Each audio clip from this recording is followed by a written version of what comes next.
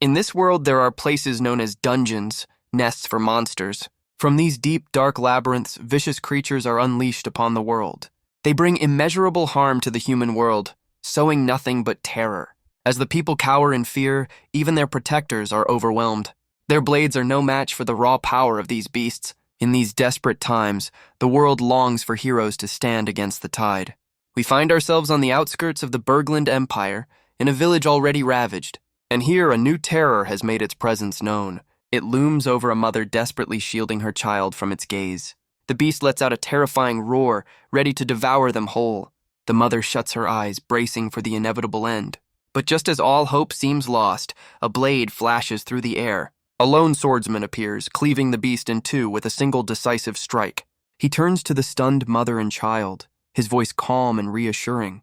His companions arrive behind him, a squad of knights ready for battle. Their leader is Ash, captain of the 13th Squad, and he urges them to safety. The name seems to carry a certain weight, a reputation that precedes them. With the civilians clear, Ash gives the order to wipe out the enemy. He moves like a blur, meeting the next monstrous wolf head-on. His gaze is sharp, his focus absolute, ready to end this nightmare. His blade hums with a brilliant, crackling energy. He unleashes a powerful strike, ready to cut the beast down. But before his sword can connect, a new threat descends from the sky. A winged monster dives towards him with a piercing shriek. Ash is forced to roll away as its talons slam into the ground. He quickly regains his footing, already scanning for a new weapon. His eyes land on a simple pitchfork leaning against a wall. With a powerful roar, he channels his energy into the farming tool. He hurls it through the air like a javelin, a blur of blue light. The makeshift spear finds its mark, pinning the creature against a building. With the immediate threat dealt with, Ash turns his attention back to the horde. His squad is already engaged, completely surrounded by a seemingly endless wave of beasts. His knights, Will and Miru, fight back to back, wondering how many more they can take. Ash cuts down another monster and calls out to his beleaguered companions. He raises his sword high, rallying them with a cry to protect the village at all costs. His words find their mark, reigniting the fire in Will's eyes. Miru, too, finds renewed strength in her captain's resolve. With their morale restored, the 13th Squad dives back into the fray. The battle rages on until nightfall, when finally silence descends upon the village. Ash catches his breath, hoping their long and bloody fight is finally over. But the ground begins to tremble as a colossal shadow falls over them. Miru's eyes widen in disbelief, a look of shock shared by Will and the rest of the squad. Even Ash can't believe what he's seeing. A monstrous serpent rises before them, its form blotting out the moon. But a confident smirk spreads across his face. The real boss has finally arrived. The beast wastes no time, unleashing a torrent of fire from its jaws. Ash finds himself directly in the path of the inferno. He dives through the flames, using his cloak as a shield. His gaze remains locked on the enemy, completely unfazed by the heat. He closes the distance in an instant, bringing his blade down on the serpent's head. But the beast is faster, whipping its tail around in a devastating counter. Ash finds himself caught, using all his strength to hold the monster's jaws at bay. Seeing her captain in peril, a blonde archer rushes to his aid. She draws her bow, channeling her own energy into a single glowing arrow. Leaping high into the air, she takes aim and lets the shot fly. Her arrow finds its mark, piercing the serpent's eye with pinpoint accuracy. The monster shrieks in agony, its grip loosening and freeing Ash from its maw. He lands gracefully, acknowledging the timely save from his comrade Ulka. But the moment of relief is short-lived as his expression hardens once more. Wasting no time, Ash leaps back towards the wounded serpent, channeling all of his power into a single, decisive strike. His blade flashes in a golden arc, slicing clean through the beast's head. He stands victorious as the colossal monster falls lifelessly behind him. The villagers can only watch in stunned disbelief, before their fear finally gives way to cheers of overwhelming relief. The story of the monster outbreak in the Bergland Empire spreads quickly, a tale of how it was suppressed by the efforts of the 13th Squad, but special praise is reserved for their captain, whose exploits were legendary. Ash is credited with single-handedly defeating over 200 monsters. His squad celebrates their victory, playfully tackling their flustered captain. But his overwhelming strength has earned him a fearsome nickname, Ash the Exterminator. News of his deeds quickly reaches the royal capital. Ash is summoned before the king himself to be recognized for his great achievements. For his service, he is granted the esteemed rank of quasi-noble. Ash humbly accepts the incredible honor bestowed upon him. He walks through the grand hall, now a decorated hero of the Empire. His squadmates watch on with pride, amazed by his unprecedented promotion. They celebrate his new status, but Ash has more news to share. With a bashful smile, he announces that he's also getting engaged. The announcement leaves his squad completely stunned, frozen in disbelief. Ulka frantically begs him to reconsider, but Ash explains that it's out of his hands. His partner is Lady Rafi, the second daughter of the prestigious noble House Reagan. As a newly appointed quasi-noble, he had no power to refuse such a high-ranking match. Despite the sudden turn of events, Ash can't help but feel that things are looking up. He's been recognized for his valor, a decorated hero of the Empire. With his friends by his side and a bright future ahead, he believes his life is finally perfect. They raise a glass to his success, but this perfect moment was not meant to last. Later, in a private meeting with his fiancée, Ash is left speechless by her words. She prepares to repeat her statement, a declaration that will shatter his newfound happiness. With a single pointed finger, she declares their engagement is over. Ash can only stare back, his mind reeling from the sudden blow. But this wasn't the only betrayal he would face that day. A smirking superior informs him that he's been expelled from the Knights. Back in the present, he desperately pleads with Lady Rafi for an explanation. He recalls all the sacrifices he made, changing himself completely to suit her tastes. But she looks at him with nothing but disdain, tired of dealing with a commoner. She smugly reveals she's found someone new, a man from a noble family. Ash is devastated, unable to believe she'd cast him aside for such a shallow reason. He lunges forward, confessing his love, but she only scoffs at his pathetic display. Ash tries to defend himself, explaining that her father was the one who insisted on the match. But his words only enrage her further, as she accuses him of insulting her family. With a snap of her fan, she declares she's done speaking with a commoner. She calls for her guards and gives a single cold command to throw him out. Before he can react, two men seize him by the arms. He's dragged away, pleading for Lady Rafi to just hear him out. But the door closes on his pleas, her final words echoing in his mind. Cast out onto the streets of the capital, Ash wanders aimlessly, a strange feeling creeping over him. He realizes that for a noble house to break an engagement so publicly is almost unheard of. Just as he's processing the broken engagement, a voice calls out his name. Two fellow knights appear, ordering him to the knight's quarters on behalf of his superior. He remembers the smug face of his superior, Mike Leeblav, declaring his expulsion. The memory hits him with the force of a physical blow, the shock still fresh. He had demanded a reason, but Mike's answer was simple and cruel. Ash was nothing more than an eyesore, an obstacle to his own ambition. And in that moment, the pieces of the puzzle click into place. This man, Mike Leeblav, is the noble Lady Rafi chose over him. He realizes Mike's jealousy over his rapid rise through the ranks must have fueled this betrayal. But Mike just mocks his despair, enjoying every second of his victory. He taps the medal on Ash's chest, admitting he's always been annoyed by a commoner receiving noble rank. He leans in with a sneer, dismissing the entire monster incident as nothing special.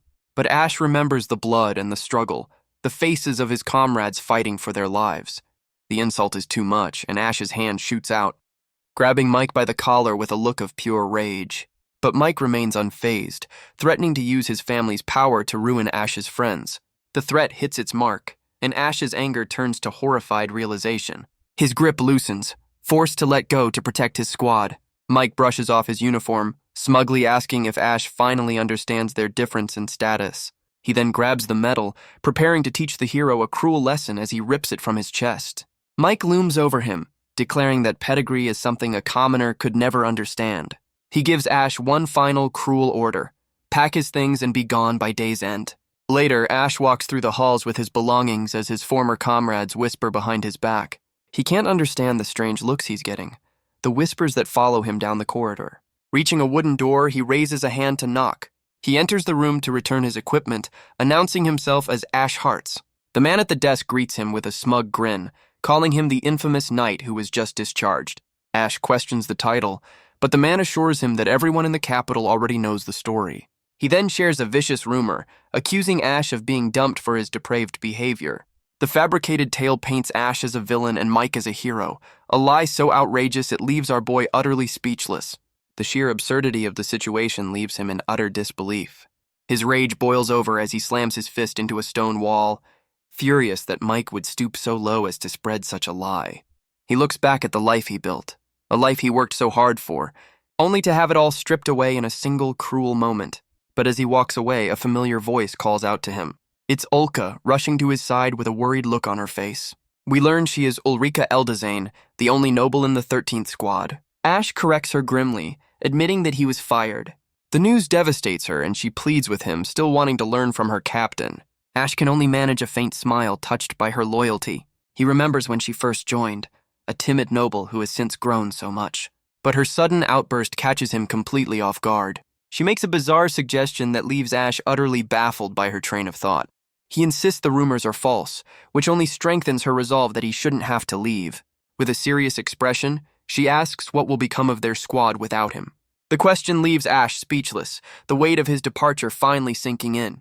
His mind flashes back 3 years, to a time before the fame and betrayal. Will complains that despite the whole squad fighting desperately, only Ash ever received any recognition. Another member explains that the Empire simply doesn't understand the true threat of the dungeons. But Ash reminds them that what truly matters is that they protected the village. He points to the grateful villagers whose lives they saved. That's something they should all be proud of, regardless of what the nobles think. To commemorate their bond, Murray suggests they give their squad a proper name. Ash turns to Will, asking if he has any ideas. After a moment, Will suggests the name Janus, an ancient god with 2 faces. It's a perfect fit for a squad that fights both monsters and men, and so, with the sun setting on their victory, they officially become the Janus Squad. Back in the present, Ash tells Ulka that even though he's leaving, he will always be a member of the Janus Squad in his heart. Ulka looks at him with concern, asking what he plans to do now. Ash admits he's had enough of the Empire's nobles and is thinking of leaving the country. Without hesitation, she grabs him, declaring that she will follow him no matter what. But Ash gently refuses, patting her head and reminding her of her duty to the squad. She looks up at him, reluctantly accepting his decision. She then makes him promise to write to her once he's settled down. With a final wave, Ash begins to walk away as she calls out one last time. Ulka is left standing alone, watching her captain's back as he departs. But as he disappears from view, a strange and unsettling smile spreads across her face. Meanwhile, Ash officially renounces his quasi-noble rank and the family name he was given. He returns the medal, officially becoming just Ash once more. Stepping out into the sun, he feels a weight has been lifted from his shoulders. With a travel guide in hand, he sets his sights on a new destination. A genuine smile spreads across his face as he prepares to start his new life. He boards a train, leaving the capital and its bitter memories behind. Alone in his carriage, he reflects on the sudden turn his life has taken. But his quiet journey is interrupted by an unexpected visitor. An older man in a trench coat steps into his private compartment. Ash looks up, asking if he can help the mysterious stranger. But a flicker of recognition crosses his face as he asks who the man is. The man holds up the travel guide Ash was just looking at, asking if it belongs to him. Ash gratefully takes it back as the stranger inquires about his travels. Surprised, Ash asks how he knew, and the man explains that his curiosity gave him away. Ash admits that back in the Empire, magic trains are a luxury reserved for the wealthy. But here in the Rosebell Kingdom, the man explains, they're just a common form of transport. He elaborates that the kingdom is a pioneer when it comes to magical technology. This advancement was born from necessity, as the Rosebell Kingdom has long been plagued by monsters. For generations, their only defense against the encroaching darkness has been magic. Mages who can conjure fire from their fingertips and water from thin air. And even those with the miraculous power to heal the wounded on the battlefield. He explains that as a byproduct of their magical research, they developed tools made from monster materials. These new inventions dramatically changed their lives, bringing prosperity to the kingdom. Through constant innovation and magical engineering, the Rosebell Kingdom became renowned throughout the world as a true magic nation. Ash reflects on how the Empire neglects its dungeons, leaving it technologically far behind. The older man suddenly announces their arrival at the western second dungeon city. The magic train glides into a grand, sunlit station. Ash follows his new acquaintance down the steps, carrying his belongings. Outside, Ash turns to speak with the mysterious man, but his attention is drawn to a finely dressed butler waiting beside a horse-drawn carriage. Ash thanks the man for his guidance as they prepare to part ways. With a tip of his hat, the stranger formally welcomes him to the Rosebell Kingdom. Ash's face lights up, filled with excitement for the new journey ahead. He walks through the streets of the second dungeon city, a world away from the Empire. Everything is amazing to him, from the bustling crowds to the magical armor on display. The marketplace is a vibrant tapestry of color and life, teeming with activity. He continues his stroll, soaking in the sights and sounds of his new home. But his peaceful exploration is suddenly interrupted by a woman running in a panic. Ash turns, his relaxed demeanor instantly replaced by a look of concern. He's caught off guard as she barrels right past him, clearly fleeing from something. The source of her terror is a group of thugs taunting her as they give chase. She finds her escape cut short, trapped in a dead-end alley. The men close in, their leader smugly telling her there's nowhere to go. The woman is frozen in fear, unable to do anything but refuse. But just as he moves to grab her, a hand clamps down on his shoulder. It's Ash, calmly pointing out that the man is clearly intoxicated. The others turn to confront him, but Ash simply tells them to leave her alone. Enraged by the interference, the man lunges forward with a furious shout. But the attack is clumsy and slow, and Ash easily leans out of the way. And in the next instant, he delivers a punishing counterattack. The thug hits the ground hard, his face a mask of pained surprise. His friends can only stare as Ash settles into a ready stance. Their shock quickly turns to rage as they curse at the newcomer. They both lunge forward, but Ash effortlessly weaves through their clumsy attacks. He realizes these aren't just drunks, their movements are trained as expected in a dungeon city. With a flash of red in his eyes, he delivers a devastating kick to one of them. The blow sends the man flying backwards down the alley. The last thug standing can only stare in wide-eyed terror. Ash gives him no time to recover, landing a swift elbow to the face. In a matter of seconds, all three assailants are left unconscious on the cobblestones. Ash shakes his hand, the brief scuffle seemingly over. But the first man he took down gets back up, his eyes burning with rage as he draws a sword. He glares at Ash, his blade gleaming as he vows revenge. Ash is taken aback, trying to reason with the man about drawing a weapon in public. But his words fall on deaf ears as the thug lunges forward with a murderous cry. Before the blade can land, a powerful voice rings out, demanding they stop. The thug's attack is halted, his sword held at bay by Ash's bare hands. A blonde knight in shining armor steps forward, declaring she can't let this continue. She confidently explains that an amateur could never defeat one of the Empire's finest knights, revealing she knows Ash's true identity. Ash, however, breaks the tension with a wide grin, calling out the thug's name as if greeting an old friend. She reveals the thug is actually Bale, one of the kingdom's own knights. A flashback shows her and Ash clashing during an exchange match between their nations. She recalls how they fought each other multiple times in the past. Their win-loss record was perfectly even, a testament to their rivalry. Back in the present, they shake hands, acknowledging each other as worthy opponents. Later, they raise their mugs to an unexpected but welcome reunion. She explains she was just responding to a disturbance, never expecting to find him. She then asks the question that's been on her mind. Why is he in the kingdom? Ash prepares to tell her the whole story of his fall from grace. After he's finished, she can only look on, understanding his unfortunate situation. Ash vents his frustration, admitting how angry the whole situation makes him. But she has an idea, suggesting he start a new life right here in the Rosebell kingdom.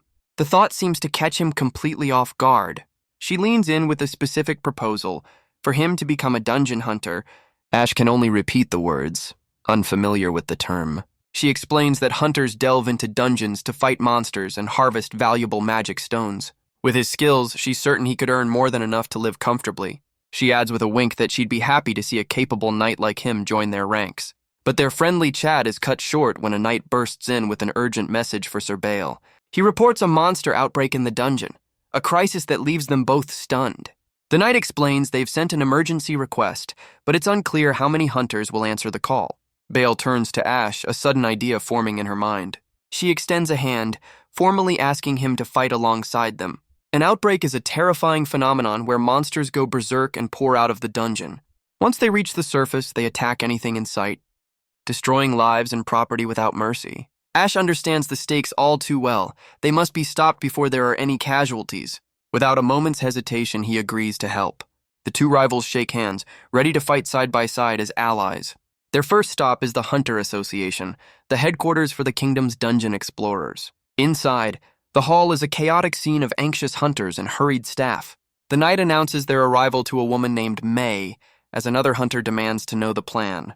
Tensions are high as one hunter slams the table, asking if there's any word from the knights. Even the command center is in disarray, a clear sign of how serious the situation has become. Bale steps forward, asking May to fill them in on the details of the crisis. She reports a surge of 300 blue apes on the 10th basement floor. Bale immediately recognizes the danger, realizing this will undoubtedly become a full-blown outbreak. When May finally notices the stranger beside her, Bale introduces Ash as a friend who will be joining the fight. The girl looks him over with skepticism, pointing out that he's neither a knight nor a registered hunter. Two other hunters get friendly, asking the newcomer if he has any experience. But Bale steps in, assuring the girl that she can personally vouch for his skills. With that settled, she rallies the group to head for the dungeon immediately. They arrive at the foreboding entrance to the second dungeon. At a makeshift camp, Bale offers to lend Ash some equipment for the fight. Ash requests a longsword and light armor, but Bale has something specific in mind. She presents him with a unique weapon, a magic sword. Ash admits he's never seen one, and she explains it's a product of the kingdom's magical technology. She reveals it has special functions, handing him a magic stone to insert into the guard. He examines the stone and the slot on the hilt, ready to try it out.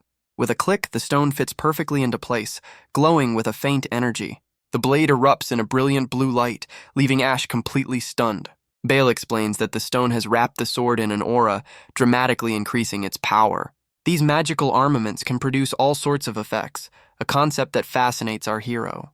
With their preparations complete, the newly formed squad is ready to enter the dungeon. They step onto the first floor, where Bale explains that each level holds different dangers.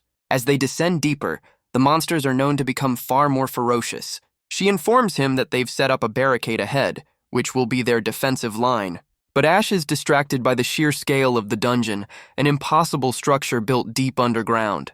Bale admits the dungeons are full of mysteries, but reminds him they have a more pressing mission. She points to a sealed staircase, explaining that this is where they will make their stand. But before they can get into position, the heavy stone barricade begins to crack under immense pressure. Bale shouts that the monsters are already here, the anti-monster shutters giving way. With no time to waste, she and Ash lead the charge, ready to meet the enemy head-on. The barricade explodes inwards, showering the hall with stone and dust. And through the breach pours a tide of monstrous blue apes, their eyes glowing with rage. Bale quickly calls out their weak point, telling Ash to aim for the head. The first of the beasts leaps forward, its claws outstretched to tear Ash apart. But our boy remains completely calm, noting that for all their ferocity, they aren't that fast. In a flash of blue light, he cleaves the monster in two with a single, effortless swing. The other hunters can only stare in disbelief, stunned that he took it down in one hit. He's amazed by the magic sword, noting how it cuts as if through butter. Nearby, Bale laughs as she carves through the horde, asking how he likes the weapon. A confident grin spreads across Ash's face, as he realizes he no longer needs to aim for weak spots to be effective. He puts the theory to the test, slicing another ape with a single fluid motion. But even after the fatal blow, the creature continues to twitch on the ground. It suddenly lunges forward again, letting out a final desperate shriek. Ash is forced to cut it down a second time, realizing these monsters are different. Bale confirms his suspicion, noting that these apes are unusually stubborn. The other hunters seem to agree, as their own attacks struggle to put the beasts down for good. Another ape lunges at Ash, its claws ready to strike. But he meets it with a powerful swing, cutting the beast down with a roar.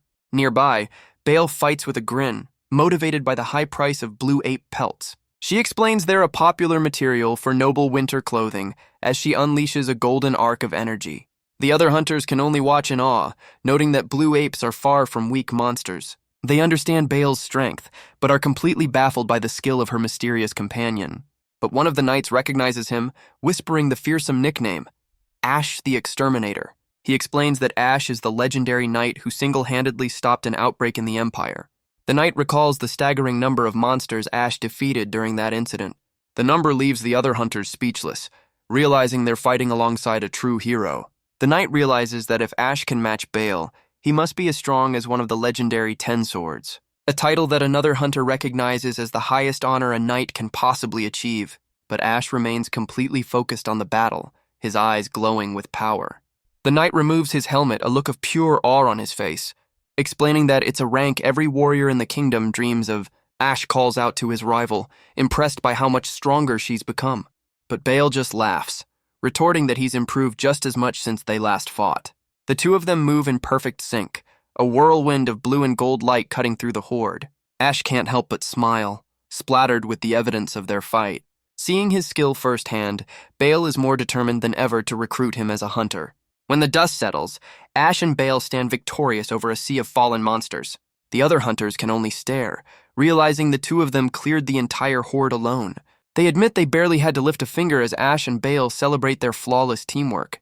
Back at the Hunter Association, they turn in the materials they've gathered from the fight.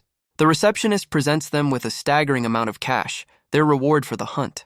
Bale explains that for a top-ranking hunter, this kind of payday is a regular occurrence. She gives him a knowing wink, once again extending her official invitation. She asks him to join their ranks and become a dungeon hunter in the Rosebell Kingdom. Even the receptionist joins in, eagerly encouraging him to accept the offer. With a faint smile, Ash finally agrees to start his new life. He shakes her hand, a confident smile on his face as he accepts the offer. The entire hall erupts in cheers, welcoming their newest member with open arms. Bale suggests they celebrate his new beginning with a proper welcome party, and so the celebration rages on long into the night. A few days later, back at the Imperial Knights' headquarters, a messenger delivers a postcard to a familiar face, Ulka. She takes the letter, thanking the courier for the delivery. As she examines the postcard, she wonders who it could possibly be from, but as she reads it, her demeanor shifts into something far more unsettling. Her face twists into a disturbing grin as she whispers that she's coming for her captain.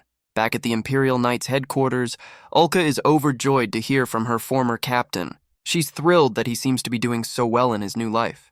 But her expression darkens as she notes the location he sent the letter from. Her happy mood is suddenly interrupted by a voice calling her name. It's her squad mates, Will and Miru, who have just returned from training. They ask if she's already done for the day, and she confirms she is. Miru slumps onto the couch, admitting things haven't been the same since Ash left. Ulka calmly informs them that Ash has become a hunter in the Rosebell Kingdom. She explains that a letter arrived at her house detailing his new life hunting monsters. Miru takes the drink she offers, wondering if being a hunter pays well. Ulka explains that based on the letter, Ash seems to be doing quite well for himself. Will muses that it must be better than dealing with the constant complaints and prejudice they face. Miru agrees, adding that their squad is constantly ridiculed, and perhaps this new life is a better fit for Ash. Her words are cut short as Ulka suddenly declares that she's quitting the Knights. Miru is stunned, realizing Ulka plans to follow their former captain. But the surprises aren't over, as Will announces he's also leaving to take over his family's business. Miru slumps back, complaining that things are about to get incredibly boring around here. But her mood quickly shifts as she decides to become a hunter as well, excited to work with Ash again. The sudden declaration makes Ulka flinch, a flicker of something unreadable crossing her expression. Miru turns to Ulka, eagerly asking for Ash's exact location in the Rosebell Kingdom. With a chilling smile, Ulka reveals she knows exactly where he is. The second dungeon city. Miru eagerly suggests they go together, but Ulka declines, claiming she needs to speak with her family first.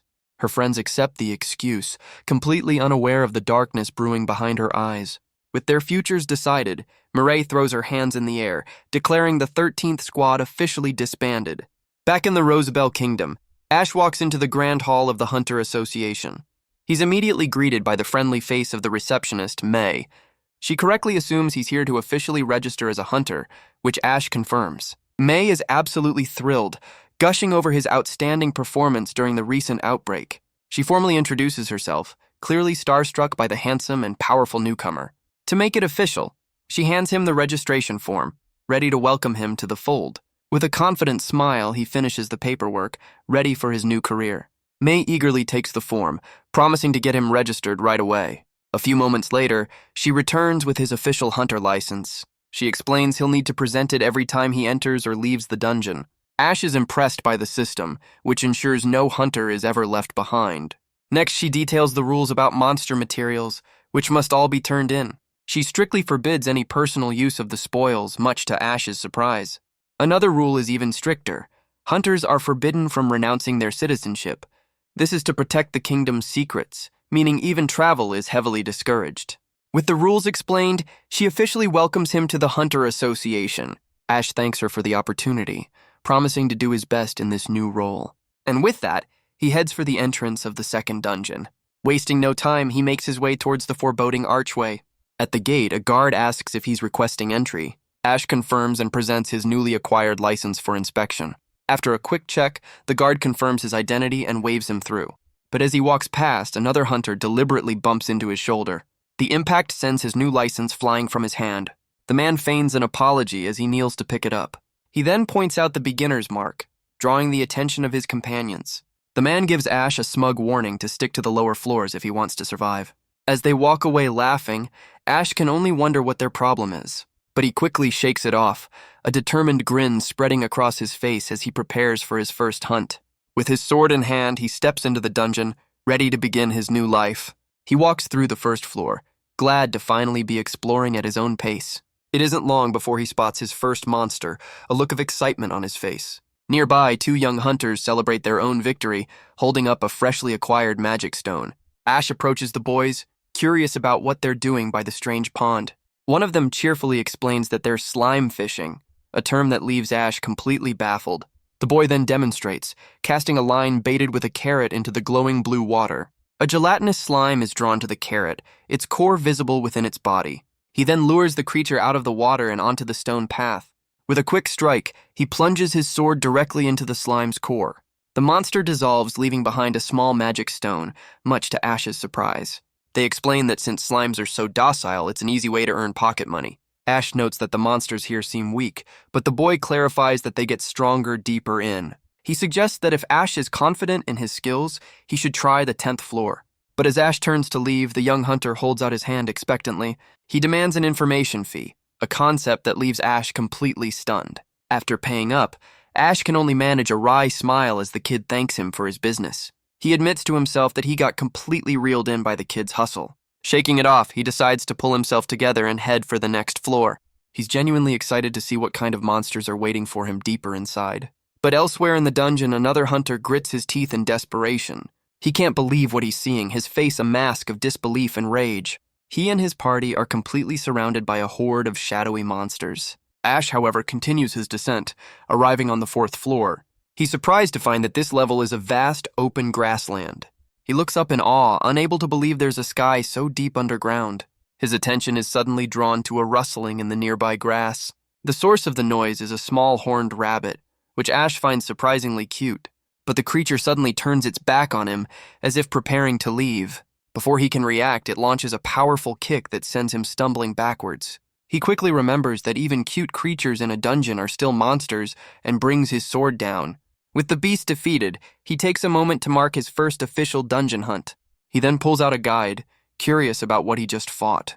The book identifies it as a horned rabbit, a name that's quite literal. He reads that the valuable materials are its horn and the magic stone inside.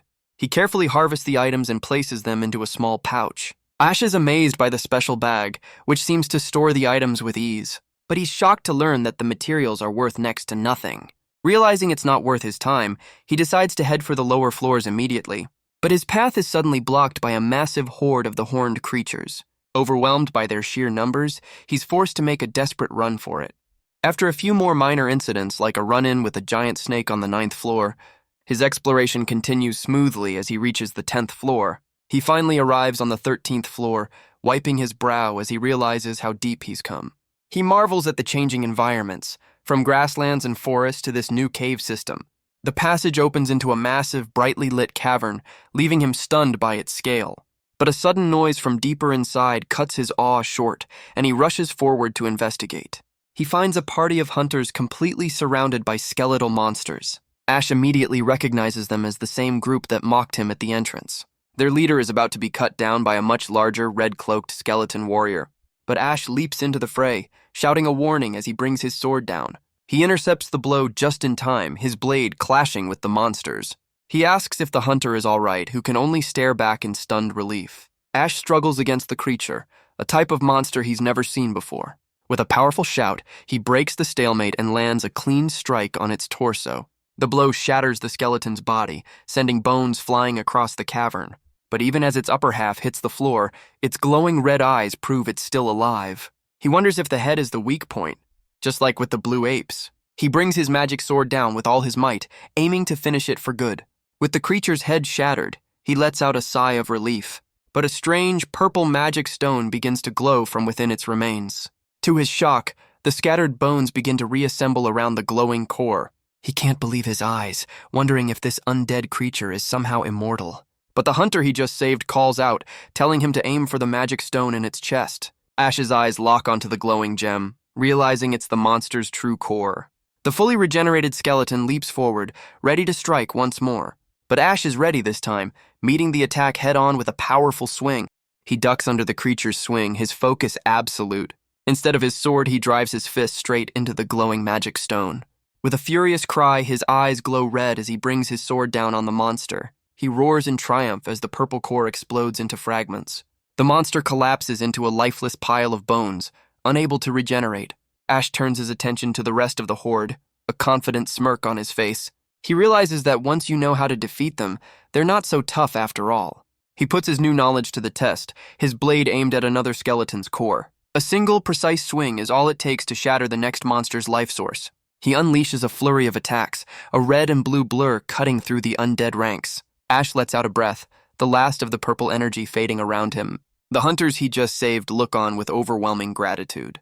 Their leader finally recognizes him as the rookie from the entrance. He apologizes for underestimating him, but Ash just wants to know what happened.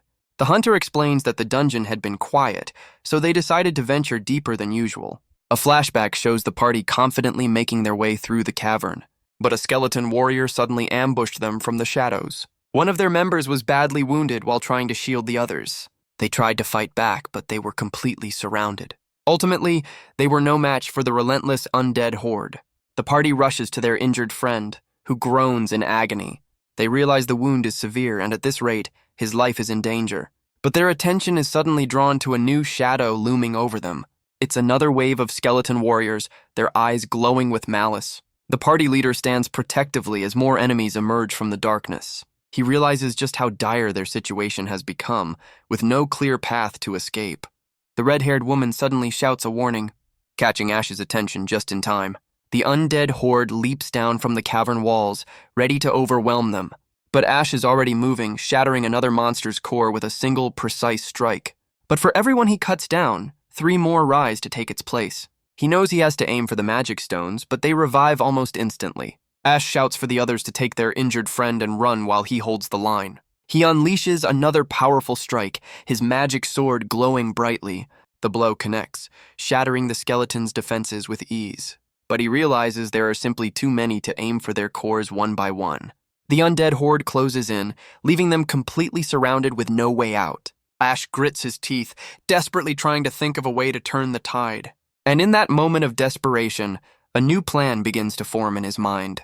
His thoughts flash back to the equipment he bought before entering the dungeon. He remembers the shopkeeper offering him one last item after his purchase. It was a special smoke bomb, blended with materials that repel monsters. The man insisted it would come in handy, though Ash wasn't entirely convinced. Back in the present, he frantically searches for that very item. And with a relieved grin, he pulls the smoke bomb from his pouch. With no other options, he decides to put his faith in the strange device. He slams it into the ground with all his might, unleashing a pillar of blue energy. The undead horde can only look up as the light descends upon them. It strikes one of the creatures directly, erupting in a blinding flash.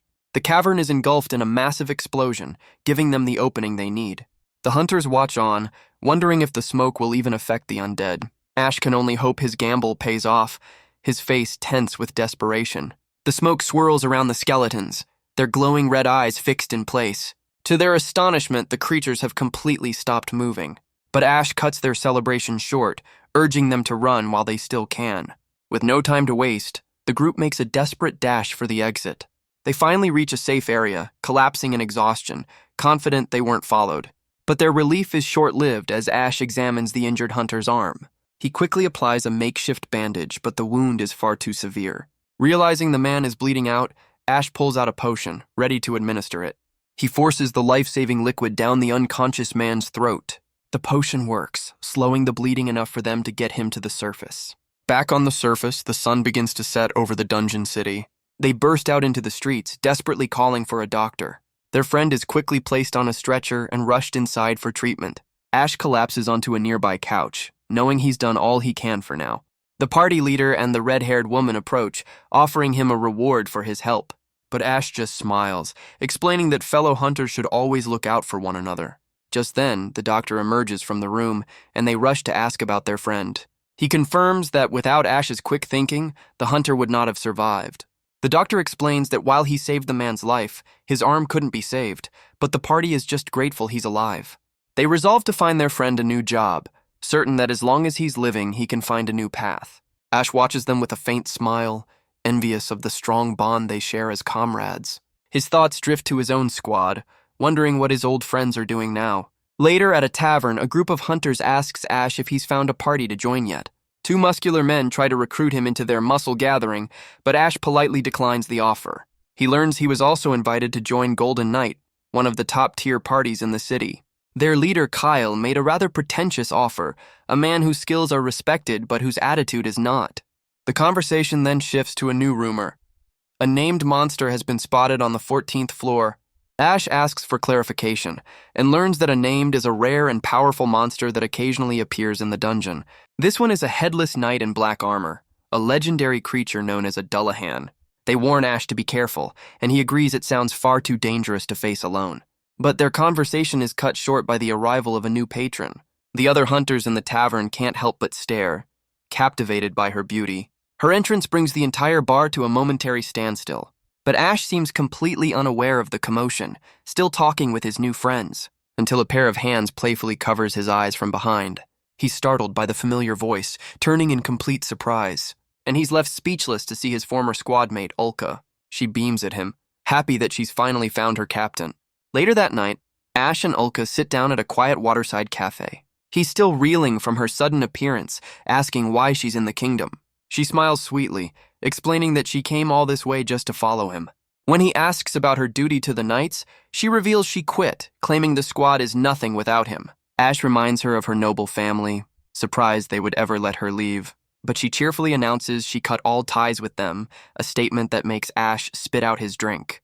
She explains that her father tried to stop her, challenging her to a duel for her freedom. A flashback shows the brutal result of that fight, as she admits she beat him completely. With a blush, she declares that she's also become a hunter, so she can stay by his side forever. The sudden, heartfelt confession leaves our boy completely flustered. She even winks, suggesting she could easily balance being a hunter with being his wife. He finally asks the question on his mind, if she truly has feelings for him. He realizes that if she does, he could easily see himself falling for her too. But the memory of his last betrayal still haunts him, the fear of being hurt again. He quickly shakes off the dark thoughts, dismissing her concern with a forced smile. But Ulka sees right through his act, her expression filled with genuine worry. She gently takes his hand, her touch conveying a deep sense of sympathy. Her sympathy quickly turns to rage as she curses the woman who left such a scar on his heart. She stands up, promising him that she will never, ever leave his side. With a fiery passion in her eyes, she swears on her very life to stay with him always. She leans in close, promising that he'll never have to be another woman's plaything again. The declaration leaves Ash completely flustered as she suggests they just take their time sorting out their feelings. He can only wonder if this intense side of her was there all along. Trying to regain his composure, he suggests heading back to his inn for the night. As they walk, he asks if she's found a place to stay, and she cheerfully confirms she has. He points the way to his own inn, ready to part ways for the evening, but she gently takes his hand, leading him in a completely different direction. Ash can only follow in confusion as she leads him up the stairs of her own inn.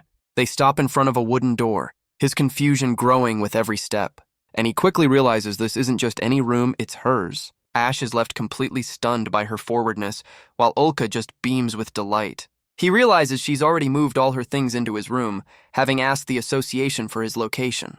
To prove just how serious she is, she turns and locks the door behind them. She throws her arms around him, declaring that from now on they'll always be together. And before he can process what's happening, she leans in and closes the distance. The sudden display of affection leaves our boy completely overwhelmed.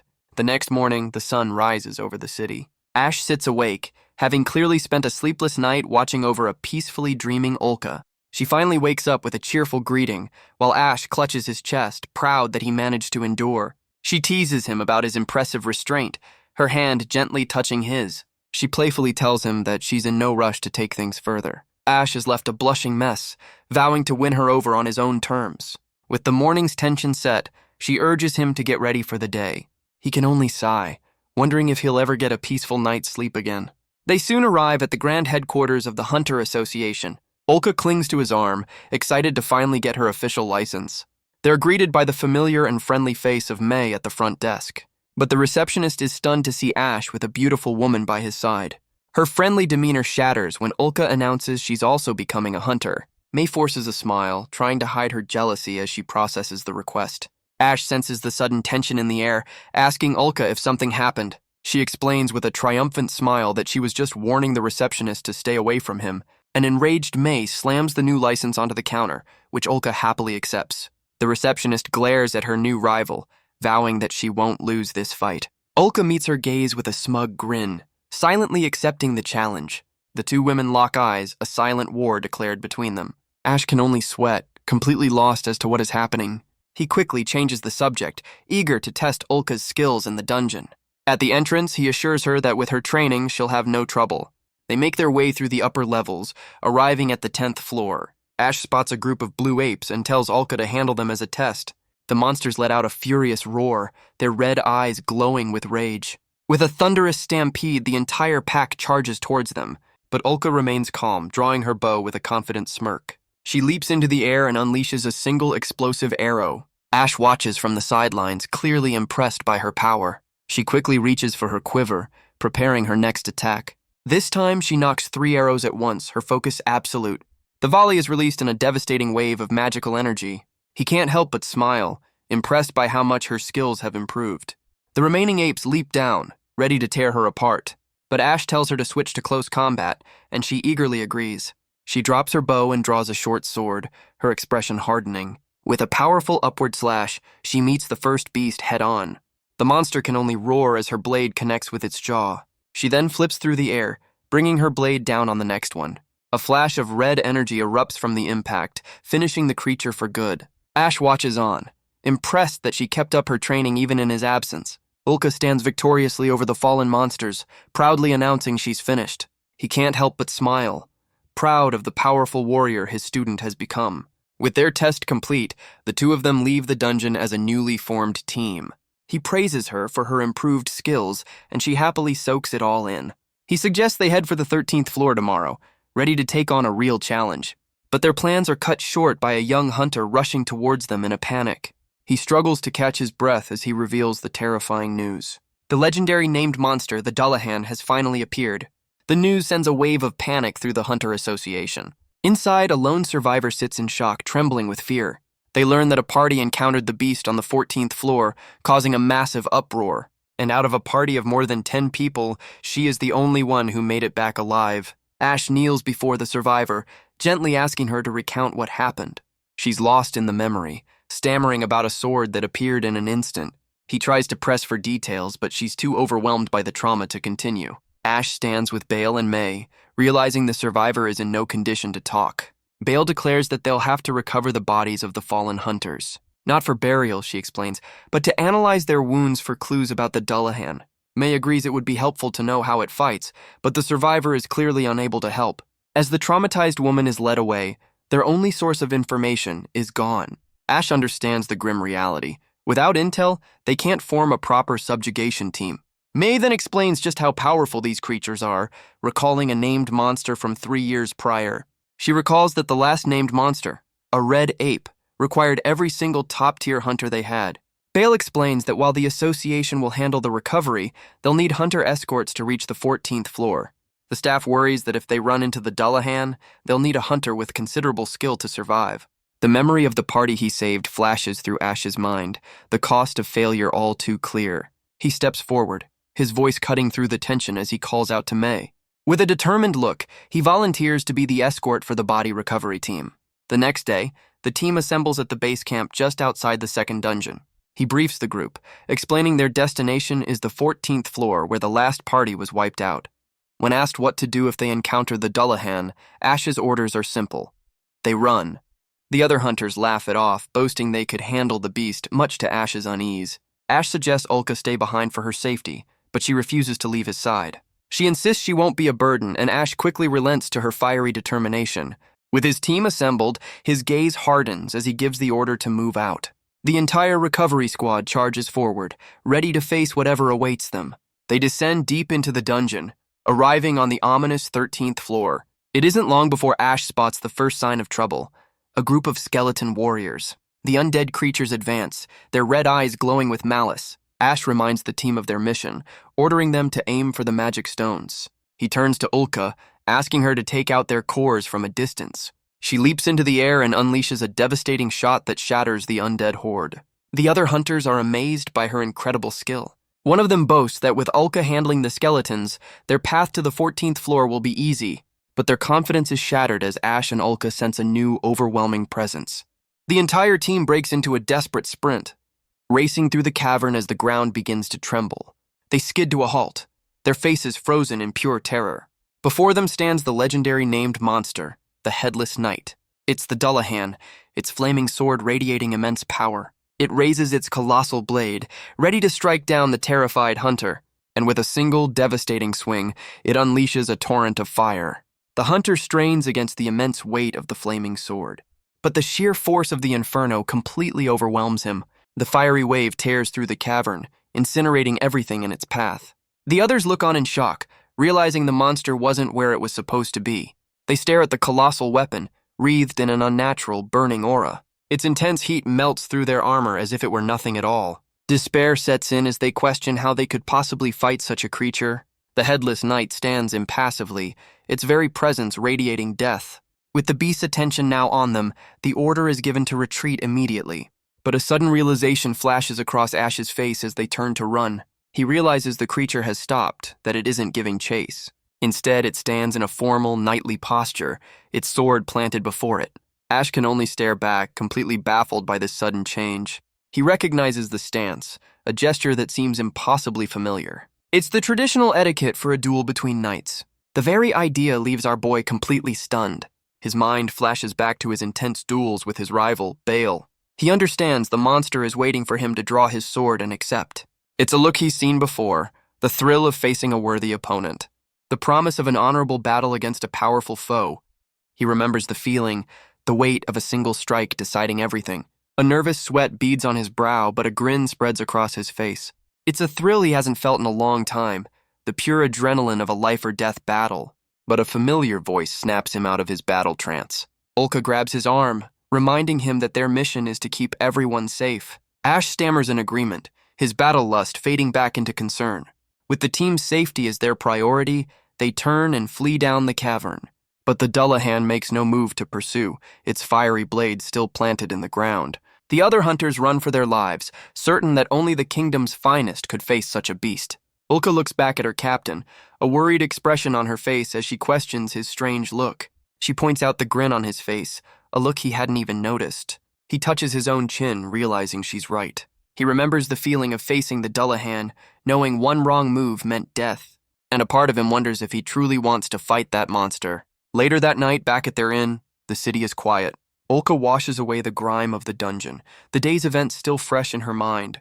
Meanwhile, Ash sits alone in his room, lost in thought. The encounter with the Headless Knight has clearly left an impression on him. The next morning at the association, the hunters from the recovery mission bow in gratitude. But May is left speechless as they recount their tale of the Dullahan's flaming sword. They recall how the flaming sword shredded their armor, certain the beast is unbeatable. May suggests they abandon the recovery mission entirely. She explains the knights won't intervene unless there are civilian casualties. Ash understands the grim implication. This is a problem for the hunters to solve. With few options left, May turns to the strongest warrior she knows. She formally asks Ash to take on the mission to defeat the Dullahan. The weight of the request leaves our hero completely stunned. But before he can answer, Ulka pulls him back by the arm. Her worried gaze tells him everything he needs to know about her feelings. Ash turns back to May, asking for some time to think it over. May gives him a reassuring smile, agreeing to his request for time. Later that night, Ulka steps out after a shower, drying her hair. But her relaxed mood fades as she sees Ash waiting for her. He sits on the edge of the bed, telling her they need to talk. She joins him, a look of concern on her face as she asks what's wrong. He takes a deep breath and finally admits his decision to fight the Dullahan. He explains that this isn't about duty. He truly wants to face the monster. He turns to her, about to tell her that she should stay out of it. But before he can finish, her hand shoots out and grabs his face. She demands to know why he always tries to bear these burdens alone. She asks if he really thought she would let him go alone, her feelings clearly hurt by the suggestion. She reminds him of the outbreak back in the Empire, how he told the squad to stay behind because the mission was too dangerous.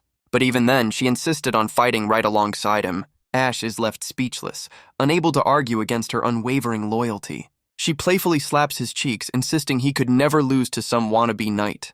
Her touch softens as she gently holds his face, reminding him of her promise. She pulls him into her lap, suggesting they focus on what comes after his inevitable victory. Ash relaxes into her embrace, wondering if they should celebrate at a fancy restaurant. Ulka considers the idea, but it seems she has something else on her mind. She smiles down at him, playfully demanding a reward for when he returns victorious. The suggestion catches him off guard, but she eagerly confirms her request. Ash finally agrees and Ulka celebrates, making sure to hold him to his promise. The next day they visit an armory, asking the smith for a way to counter the Dullahan's flaming sword. The smith suggests a heavy shield, but Ash knows it would only slow him down. He explains his plan is to rely on speed and hit-and-run tactics, but Ulka raises a good point, wondering if his gear will simply melt in the intense heat. The smith's answer is grim. They'll have to treat the equipment as disposable. The sheer cost of such a strategy leaves Ash completely stunned, but he quickly recovers, a confident grin forming as he accepts the harsh reality of the fight ahead. They make their way back to the 13th floor, ready for the fight of their lives. Ash spots his target waiting in the darkness ahead. The Dullahan stands ready, flanked by its undead legion. It's in the exact same spot, as if it was waiting for him to return. The pressure is immense, but a familiar fire ignites in his eyes. He sees the remains of the last party, a grim reminder of the stakes. With his resolve hardened, Ash prepares himself for the coming battle. He reaches into his pack, making his final preparations. With his gear secured, he's ready to face the Headless Knight. He calls out to Ulka as they leap into the fray together. Ash charges forward as Ulka leaps into the air behind him, unleashing a powerful magic arrow to create an opening. But the Dullahan effortlessly deflects the shot with its massive blade. Ash uses the distraction to leap high above the Headless Knight, drawing the monster's attention as he prepares to strike. Their swords meet in a brilliant explosion of light and force. Ash is shocked to realize the monster isn't using its flaming sword ability. The Dullahan raises its weapon high, preparing to bring it down on him. He braces for impact as the colossal blade descends with incredible speed. He grits his teeth, struggling to parry the overwhelming force of the blow. Seeing her captain struggling, Ulka unleashes a powerful arrow to create an opening. Her shot slams into the Dullahan's blade, breaking the stalemate and freeing Ash. He quickly recovers his footing, assuring her that he's all right. But his mind is racing, realizing the monster still hasn't used its infamous flames. It's as if the creature is savoring the fight, enjoying the thrill of the duel. A confident smirk spreads across Ash's face. This is getting interesting. With his battle spirit fully ignited, he readies himself to continue the fight. The Dullahan seems to accept his challenge, shifting its own stance in response. It raises its colossal blade, which begins to glow with a menacing red energy. The Headless Knight prepares its next attack, ready to test our hero's limits. Ash points his sword forward, accepting the silent challenge. The Headless Knight's blue flame burns brighter in response, but Ash notices something strange about its movements. He leaps forward, his magic sword clashing against the Dullahan's dark energy. He lands a powerful blow, but the creature's armor holds firm. Their blades meet again, the force of the impact echoing through the cavern. He realizes the monster is still holding back its infamous flaming sword ability. Ash quickly creates distance, trying to understand his opponent's strategy. Ulka prepares to offer support, but Ash quickly tells her to hold her fire. A shocking realization dawns on him. This isn't just a monster. He realizes the way it swings its sword, the way it blocks, is the movement of a knight. With a new theory in mind, he decides to try something. He performs a formal salute, introducing himself as Ash, a former Imperial Knight. The Headless Knight seems to react to the gesture. It shifts its stance, its armored feet scraping against the stone floor. And to his shock, it returns the gesture with the Rosebell Kingdom's knightly salute. A confident smirk spreads across his face. His theory was correct. He calls out to a confused Ulka, telling her that he's fighting this duel one-on-one and that she is not to interfere. He approaches his opponent, lamenting that he can't ask for the name of the knight he's about to face. He promises to honor the knight's strength and carry on its legacy. With a determined cry, he charges forward to begin the duel. He leaps into the air, bringing his magic sword down in a powerful strike. His blade connects, leaving a small but visible crack in the monster's armor. He grits his teeth, realizing just how tough his opponent's defenses are, so he decides to press the attack, striking again and again without pause. He weaves through the air, unleashing a flurry of blows against the Headless Knight. Each strike widens the crack in its armor, slowly chipping away at its defense. A confident smirk spreads across his face. He's finally found a way through. The Dullahan seems to acknowledge the hit, placing a hand over its damaged chest plate. The Dullahan responds by slamming its colossal blade into the ground. The weapon erupts in a torrent of fire, its true power finally unleashed. The headless knight is now wreathed in an inferno, ready to get serious. Ulka can only watch in horror, realizing the infamous flaming sword is now in play. But Ash just grins, realizing that playtime is finally over. The Dullahan charges forward, declaring that the real battle has just begun. Ash meets the attack head-on, his own blade clashing against the inferno. But the intense heat is too much, setting his armor ablaze in an instant. He quickly leaps back, patting out the flames and realizing how close that was. The Dullahan stands ready, preparing to unleash its next fiery assault. He meets the flaming blade head-on, straining against the intense heat. But he looks on in horror as his own sword begins to melt from the sheer heat. The headless knight gives him no time to recover, bringing its weapon down once more. Ulka can only watch in terror, shouting a warning to her captain. But a confident smirk spreads across Ash's face. This was all part of the plan. He braces himself for the impact, ready to sacrifice another blade. The Dullahan presses its attack, unaware of the trap being set. He reveals that he came prepared with a countermeasure of his own. He holds up the magic storage bag, a tool that can hold a massive amount of items. And from it, he unleashes an entire arsenal of disposable swords. He challenges the monster, wondering if its flames can burn through all his swords, or if he'll be the one to shatter its magic stone first. He pulls another blade from the ground, his arsenal seemingly endless. With a confident grin, he declares it's time to find out. Ash leaps into the air, bringing his sword down on the headless knight. Their blades meet in a brilliant explosion of fire and steel. His weapon shatters from the heat, but his gaze remains locked on the enemy. He immediately follows up with another strike, his magic sword glowing brightly. The Dullahan is forced back, surprised by the relentless assault. It raises its flaming weapon, preparing for a powerful counterattack. Ash dives down, meeting the flaming sword with another disposable blade. He grits his teeth as the weapon melts in his hands from the sheer heat. But he's already on the ground, reaching for the next sword in his arsenal. Without a moment's hesitation, he grabs a fresh blade. He keeps count of his remaining weapons, knowing he only has 4 left. He unleashes another powerful strike, channeling his energy into the attack. But the Dullahan's flaming blade shatters it with ease. Ash is already moving, grabbing his next weapon as he declares he has 3 left. The headless knight raises its weapon, preparing to unleash another wave of fire. And with a single swing, it sends a torrent of flames rushing towards him. Ash grits his teeth, the pressure mounting with every passing second. The headless knight unleashes another devastating wave of fire. Ulka can only watch in horror, calling out her captain's name. Ash is completely engulfed by the inferno, but he stands his ground, bracing against the searing heat. His gaze hardens as he realizes he's down to his very last sword. With no other choice, he throws his remaining blades as a distraction. He lands gracefully, his final weapon now in hand. The Dullahan charges forward, ready to end this duel once and for all. It unleashes a final sweeping arc of fire, aiming to finish him for good. He leaps through the inferno, bringing his final blade down. With a furious cry, he declares it's time to settle this. His sword finds its mark, striking directly at the monster's core. The purple magic stone cracks under the immense force of the blow. Ash lands hard as the headless knight stumbles back from the impact. The Dullahan clutches its chest, its fiery aura beginning to fade. But Ash realizes with horror that the stone isn't completely shattered, and he has no swords left.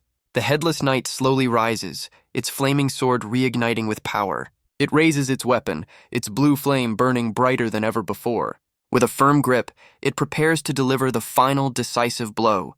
But instead of attacking, the headless knight does something unbelievable, offering him the hilt of its own broken sword. In a gesture of pure honor, it extends the weapon to its opponent. Ash accepts the hilt, his hand closing around the massive grip. The Dullahan stands tall, its cracked core exposed as it waits for the final blow. Holding the monster's own blade, Ash realizes it's asking him to end the duel. He knows that if his opponent were human, his last strike would have been more than enough. With a heavy heart, he accepts that this thrilling, blood-pumping battle is finally over. He raises the colossal sword, bidding farewell to a true knight. And with a final, powerful swing, he brings the blade down on the monster's core. The Dullahan's blue flame flickers and dies, its long battle finally at an end. The headless knight's armor clatters to the ground, its form finally broken. Ash stands over the remains, catching his breath as he realizes the long battle is finally over. Back at the Hunter Association, news of his victory spreads like wildfire. May and the other hunters are left in stunned disbelief that the legendary Dullahan has been defeated. Ash and Ulka return with their trophies, confirming their incredible achievement with a smile. As the others celebrate his amazing feat, Ulka reminds him to store the rest of the armor. But May suddenly rushes forward, frantically telling him to stop what he's doing. She insists that every single piece must be carefully preserved until the knights can examine it. She then orders her staff to contact Sir Bale and prepare their largest room for the investigation. Ash can only watch the chaos, noting that things are somehow even crazier now that the fight is done. A familiar voice calls out as Bale enters the room, congratulating Ash on his victory. Ash is surprised to see her, asking if she came all this way just to verify the materials. She explains that named materials are valuable research subjects that require official witnesses. Understanding the gravity of the situation, Ash agrees as Bale eagerly asks to see the spoils. The full suit of the Dullahan's armor stands before them, an imposing sight even without its master. One of Bale's companions begins to inspect the armor with a magnifying tool as Ash watches on. The man confirms that this is indeed the armor mentioned in the report, a look of professional interest on his face. But Bale's attention is drawn to the colossal greatsword, which she explains is an incredibly rare find. As she holds it, the weapon suddenly erupts in a familiar torrent of fire, revealing its true nature as a magic sword. The shocking discovery leaves both May and the other knight completely speechless. Ash can only ask what a magic sword even is, completely baffled by the discovery. Bale explains it's a legendary weapon that can produce magical effects without ever needing a magic stone. She reveals this is only the 5th one ever discovered, a truly historic find for the kingdom. Bale tells Ash he can expect a massive reward and even a letter of appreciation for this incredible achievement. She then asks both him and Ulka to write a detailed report about the battle. The armor and sword will be sent to a research institute to be studied as valuable materials. Ulka asks for clarification, unfamiliar with the organization. Bale explains it's a royal group that studies dungeons and creates new magical armaments. With the formalities out of the way, Bale turns to Ash with a serious question. She asks him to describe what the Dullahan was truly like during their fight. Ash confirms her suspicions, stating there's no doubt in his mind. The creature he fought was, without question, a true knight. Bale agrees, recognizing the armor as belonging to the ancient knights of the kingdom. But the implications leave her wondering if a human can truly become a monster after death. She turns back to Ash with a friendly smile, asking just how strong his opponent was. A confident grin spreads across his face as he confirms the knight's incredible strength, calling him one of the finest warriors the kingdom has ever produced. May beams with pride, congratulating them both on a job well done. Later, Ash and Ulka finally leave the association, the long debriefing having lasted well into the night. He admits he's completely exhausted and suggests they head back to the inn to rest. The other hunters are already waiting, eager to celebrate their return. Ash and Ulka are a bit taken aback by the sudden welcome party. They soon find themselves at a tavern, sharing a table with their new friends. The group raises their mugs high, toasting to their incredible victory. The hunters playfully declare that Ash has earned a new title, the Dullahan Slayer. Ash can only smile, admitting it's a definite improvement over his last nickname. One of them then asks if the two of them have decided on a party name. The question makes Ash pause, his mind drifting back to another time. He remembers his old squad, and the day they chose a name for themselves. A name that represented their bond, a team he'll never forget. A confident smile spreads across his face. As he tells Ulka the name was decided a long time ago, she beams back, eagerly agreeing with his choice. The other hunters can only look on in confusion. He proudly declares that from now on, they are the Janus squad. Meanwhile, at another grand station, a magic train pulls to a stop. A new traveler steps onto the platform, ready to begin her own journey. A young woman with fiery red hair shouts in excitement, having finally arrived.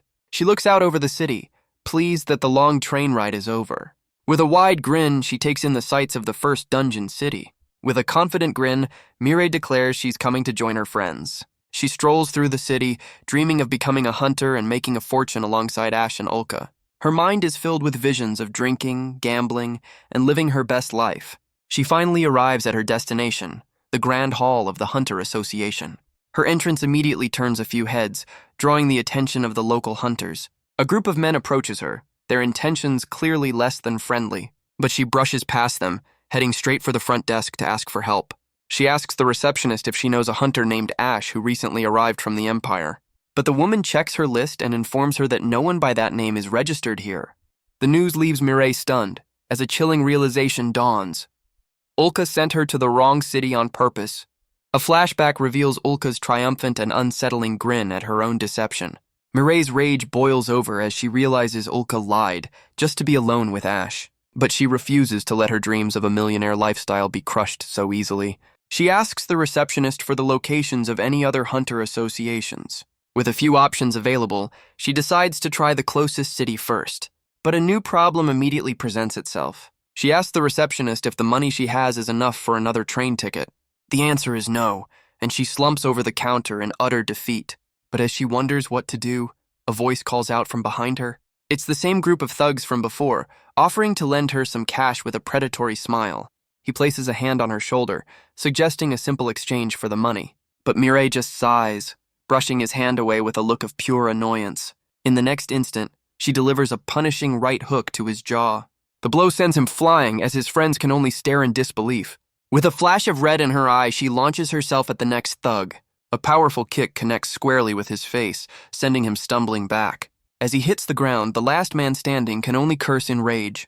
But Mireille's gaze is already locked onto him, her eyes glowing with power. She unleashes a devastating kick that slams him into the floor. In a matter of seconds, all three men are left unconscious at her feet. But the leader of the thugs gets back to his feet, vowing to make her pay. He lunges forward with a clumsy punch, but Miru effortlessly weaves out of the way. A powerful counter sends him flying backwards across the hall. She follows up with a devastating kick, ending the fight for good. With her opponent down, she warns them that she's in a very bad mood. Her eyes glowing with rage as she tells them to stay out of her way. The receptionist can only watch in awe, completely stunned by the display of power. Seeing an opportunity, she suggests that with Mireille's skills, she could easily become a hunter. The idea sparks a fire in Mireille's eyes, a perfect solution to her money problems. With her resolve renewed, she vows to earn her fortune and track down her friends. 2 days after the subjugation, Ash and Ulka enjoy a peaceful walk through the city. But their quiet stroll is interrupted as Ulka calls out his name. A familiar voice greets them, and they turn to see Bale in full armor, explaining she's escorting the Dullahan's gear to the capital. She holds up her fingers, signaling she has some important news to share. Leaning in, she reveals they found a faded inscription on the Dullahan's armor. It seems the Headless Knight was once a member of the kingdom's own forces who disappeared in a dungeon long ago. Ash wonders if he'll suffer the same fate, but Bale admits the origin of monsters is still a mystery. She explains that's what the Research Institute will investigate, making the armor a valuable asset. With a final wave, she tells him his reward will be determined by the Institute's findings. As she departs, Ash suggests they head to the Hunter Association to collect their bounty. Inside the Hunter Association, Ash and Ulka are left speechless by the reward presented to them. May proudly announces the staggering sum of 5 million, leaving them both completely stunned. They struggle to comprehend the amount, trying to calculate what it means for their future. But May has more news, declaring them exclusive hunters for the second dungeon city. Ash asks if the new title is a big deal, and she confirms it comes with all sorts of special treatment. With a bright smile, she encourages them to keep up the good work. Later that night, back at their inn, Ash has some time to think. He sits with a drink, contemplating his newfound wealth. But he can't help but wonder what he's supposed to do with all that money. His quiet reflection is suddenly interrupted as the door to his room creaks open. It's Ulka stepping barefoot into the room. She calls out his name and Ash looks up in surprise. She wraps her arms around him, reminding him of the reward he promised. Ash can only stammer in agreement, completely flustered by her forwardness. With a playful smile, she beckons him towards the bed. Our boy is left a blushing mess, unsure of what to do next. The air crackles with tension as they face each other on the bed. And in the next moment, she gently pushes him down. She leans over him, her expression a mix of determination and affection. A triumphant smile spreads across her face, having finally cornered her captain. Ash is left a blushing mess, completely overwhelmed by her forwardness. But she simply takes his arm, gently moving it into position. She then snuggles up against him with a contented smile. Her reward, she explains, is to use his arm as a pillow from now on. The simple, innocent request leaves our boy completely stunned. He asks if that's all she wanted, and she playfully teases him about being disappointed. She reminds him of her promise to wait, asking if she's being unfair by doing so. But Ash just smiles, admitting that he's the one who has been unfair to her. He gently pats her head, his feelings finally becoming clear. He pulls her into a tight embrace, asking her to stay by his side from now on. Ulka snuggles closer, promising to always be by his side.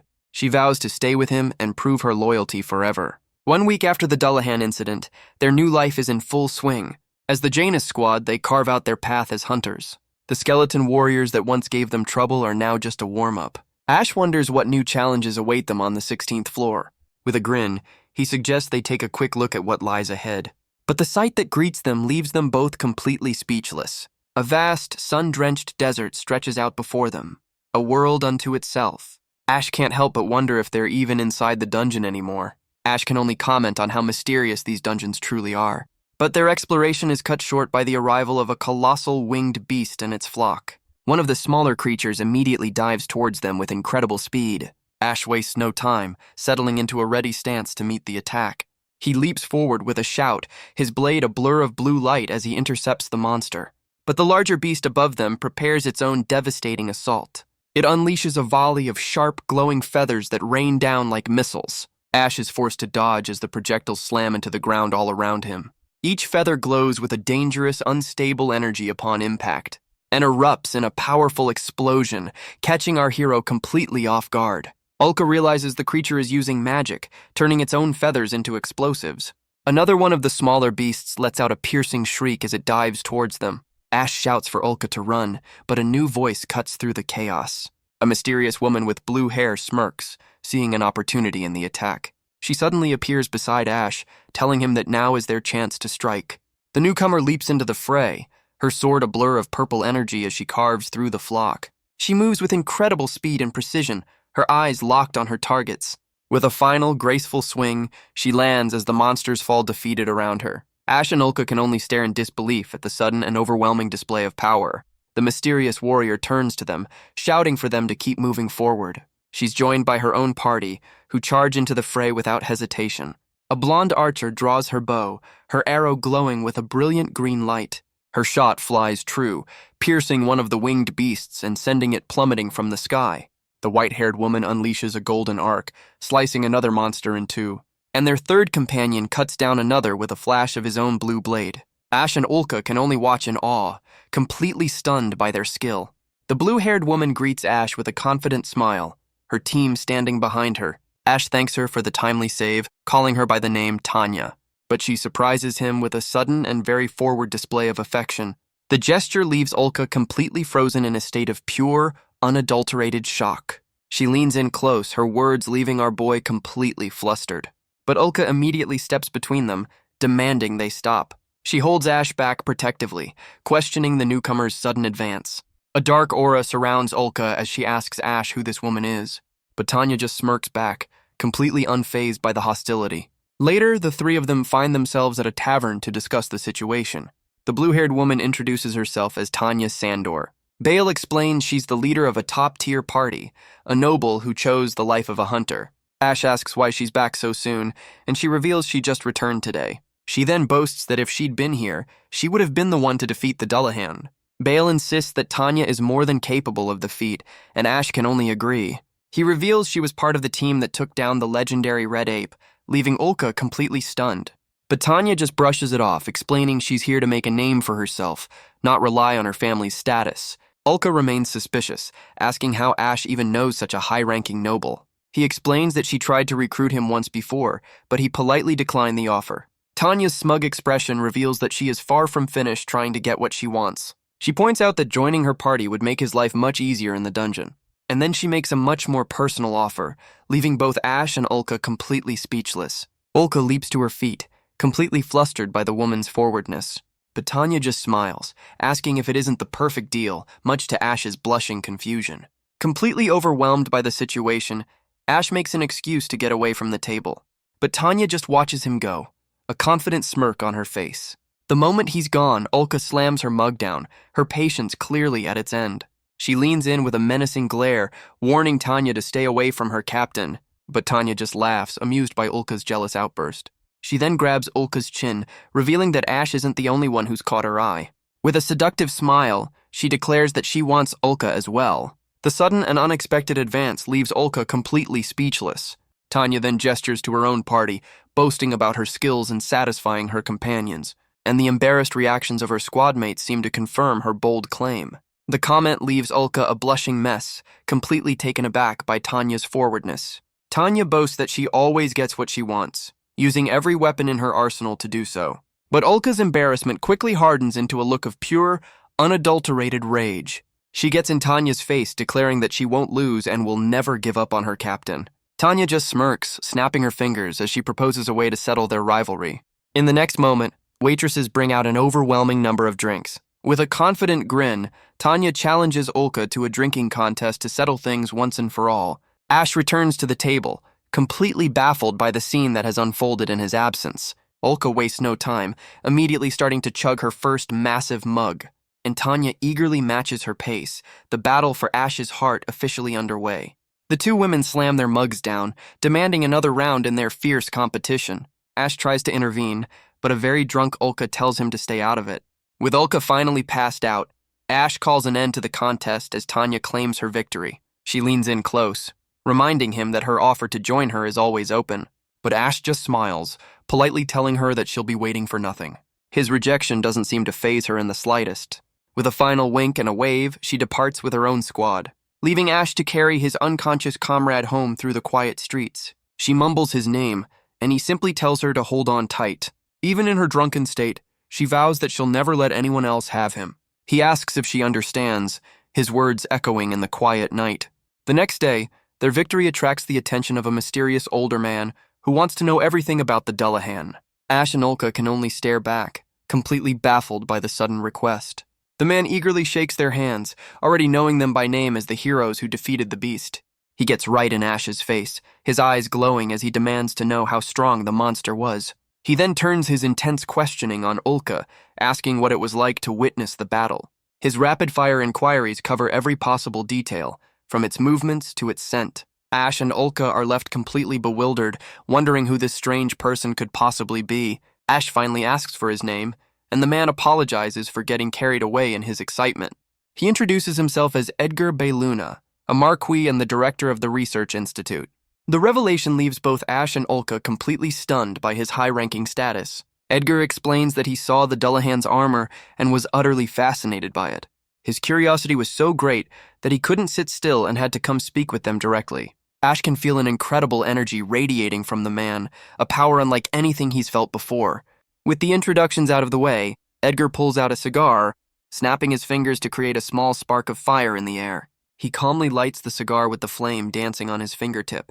The display of raw magic leaves Ash and Ulka completely speechless. He takes a long drag from the cigar, his gaze fixed on the two hunters. And with the reveal that he is a mage, he once again demands they tell him everything about the Dullahan.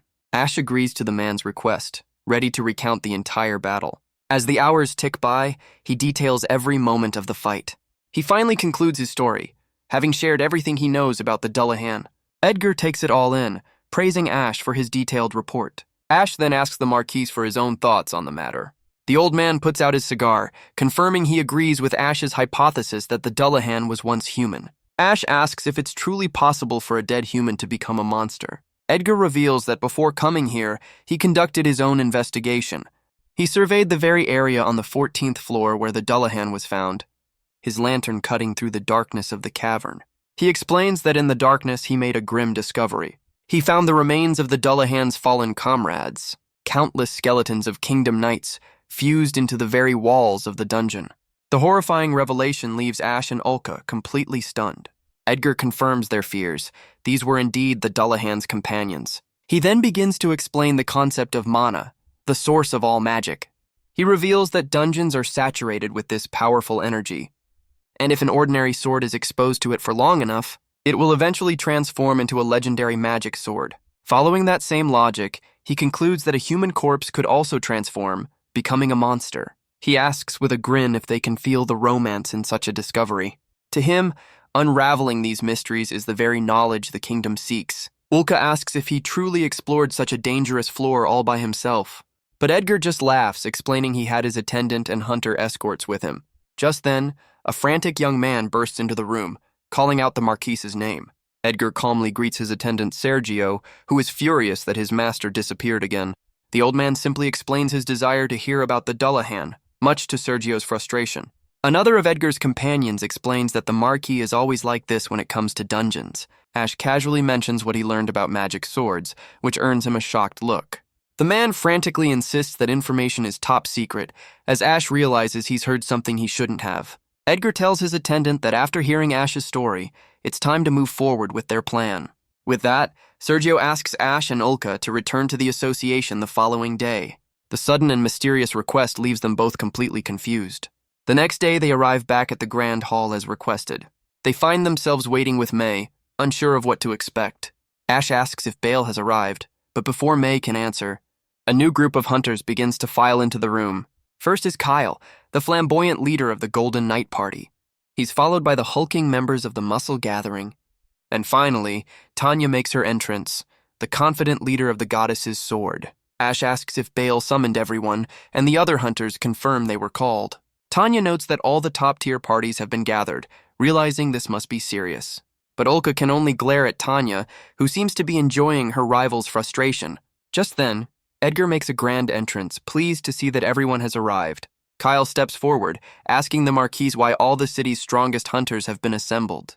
As a map is unrolled, Edgar explains that named monsters have been appearing more frequently in recent years.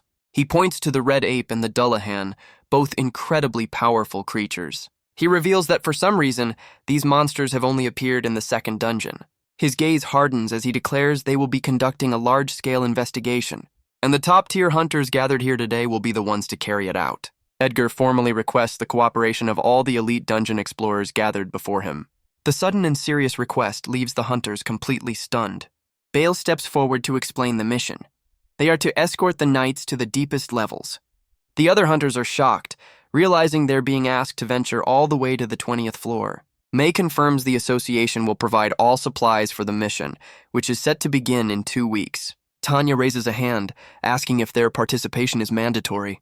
Bale confirms that it is, as the order comes directly from the Queen herself. The Muscle Gathering seems confident, boasting that with the Knight's help it should be a breeze.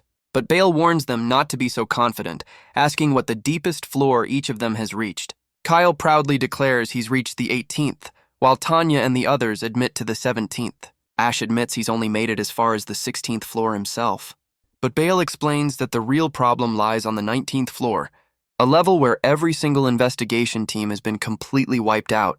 The news stuns everyone as Tanya asks if even the kingdom's best knights fell. Bale confirms their fears, revealing a monster far stronger than any they've faced before, a legendary creature known only as the Lizard King. Sometime later, Ash and Ulka enjoy a quiet moment at a cafe. Ulka playfully offers him a strawberry, asking him to open up.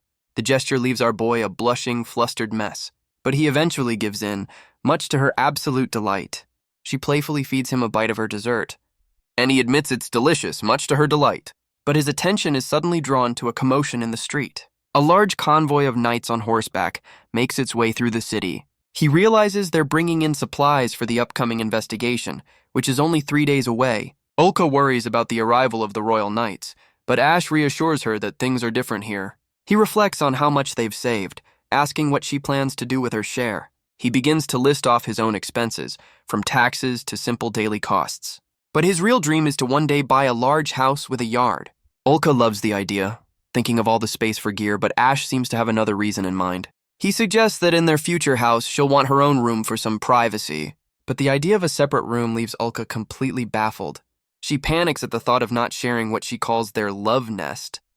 Seeing her distress, Ash quickly reassures her that wasn't his intention at all. His words bring a wave of relief, and she beams with pure happiness. The day of the large-scale investigation finally arrives, and the city's hunters gather. 2 of the hunters point excitedly as the other elite parties begin to arrive. First is Tanya's party, Goddess's Sword, renowned as the strongest team in the city. They're followed by the flamboyant members of the Golden Knight Party. And finally, the hulking warriors of the Muscle Gathering make their presence known. And finally, the hunters announce the arrival of the last team. It's the Janus squad, led by the legendary Ash the Dullahan Slayer. The other hunters feel a surge of confidence, certain they'll be fine with such a strong lineup. But nearby, one of the Royal Knights scoffs at the idea of needing help from hunters. His arrogant comment immediately draws the attention of the other factions. The members of the Muscle Gathering turn with a menacing glare, not about to let the insult slide. Ash and Ulka notice the rising tension as Ash prepares to intervene. The hunters angrily defend their contributions, reminding the knights of their recent victories. Ash steps between the 2 groups, trying to calm everyone down before a fight breaks out. But the knights just sneer, dismissing his victory over the Dullahan as a simple fluke. The insult is too much for the Muscle Gathering, who challenge the knight to back up his words. The knight eagerly accepts, drawing his sword with a confident smirk. But instead of facing the hunters, he lunges directly at Ash. Ash easily sidesteps the clumsy attack, the blade missing him completely. His expression hardens as he prepares to counter. A single powerful kick sends the arrogant knight flying backwards. He stumbles back to his feet, stunned by the sudden reversal. A look of grudging respect crosses his face as he admits Ash is skilled. He unleashes another powerful strike, but Ash meets it head-on. A familiar red glow fills Ash's eye, his focus absolute. He brings his leg around in a powerful arc, shattering the knight's guard. The force of the blow sends the arrogant warrior sprawling to the ground. The other knights realize their comrade is outmatched and decide to activate their magic stones. They insert the glowing gems into the guards of their swords. Their blades erupt in crackling blue energy as they prepare to attack as a team. Ash tries to tell them that's far enough, hoping to avoid further conflict. But a furious voice roars from the side, demanding they stop this foolishness at once. The two knights freeze in place, their faces masks of pure terror. A new figure, Roy Orlano, appears, furious that they're causing trouble the moment they arrive. He brings his fists down on their heads, scolding the two fools for their behavior. Bale approaches Ash, commenting on the rough start to their mission. She introduces the newcomer as Marquis Roy Orlano, captain of the Royal Capital Knights. He's a legendary warrior, one of the kingdom's 10 swords who wields a wind-controlling magic sword. In fact, he's known as the single strongest knight in the entire kingdom. The title alone is enough to leave the other hunters completely starstruck. But the legendary knight simply bows, apologizing for the rude behavior of his men. He explains that this investigation is a personal wish of the queen and asks for their strength. The hunters eagerly accept, their morale completely restored by his words. The Marquis then turns to Ash, patting his shoulder and complimenting his skills. With the tension settled, the legendary knight leads the way into the dungeon. Ash and Ulka are in awe of the Marquis's incredible presence, recognizing him as a true knight. With the introductions over, Bale gives the order for the entire expedition to move out. She leads her squad of royal knights into the dark maw of the dungeon. The rest of the hunters and porters follow, their supplies in tow. Ash and Ulka find themselves at the very rear of the formation. They feel confident they'll reach the 16th floor smoothly with so many knights and magic weapons. But their quiet march is interrupted by a familiar voice calling out their names. Ash turns in confusion, wondering who it could possibly be. A frantic Edgar rushes towards them, shouting that they're in big trouble. Ash and Ulka can only stare back in shock. Recognizing the Marquis immediately, he leads them deeper into the cavern, a sense of urgency in his steps. He stops before a blank wall, declaring this was the site of his grim discovery. But where there was once a wall of fallen knights, there is now nothing but stone. Ulka questions if he's mistaken, but the Marquis is certain of the location. Ash wonders what could have caused such a change, and Edgar reveals he has a theory. He explains that the dungeon itself is alive, constantly shifting its very structure. The idea of a living labyrinth leaves both Ash and Ulka completely stunned. But for Edgar, this new mystery is just another reason to be fascinated by these places. With that revelation, the full-scale exploration continues, reaching the 16th floor. But their progress is halted by a sudden, violent explosion from an unseen enemy. The entire flock of winged beasts dives down to attack the expedition. Kyle shouts for everyone to protect the non-combatants as the other parties prepare for battle. The lead monster unleashes another volley of its explosive feathers. Even the hardened members of the Muscle Gathering are wary of its powerful magic. But Tanya's party sees this as a chance to test their strategy, eager for a rematch. The blonde archer unleashes a single powerful shot from her bow. Her arrow finds its mark, striking one of the beasts in a flash of blue light. As the monster plummets from the sky, her white-haired companion moves in to finish it. His eyes glow with a familiar red energy as he prepares to strike. And with a single powerful swing, he cleaves the creature in two.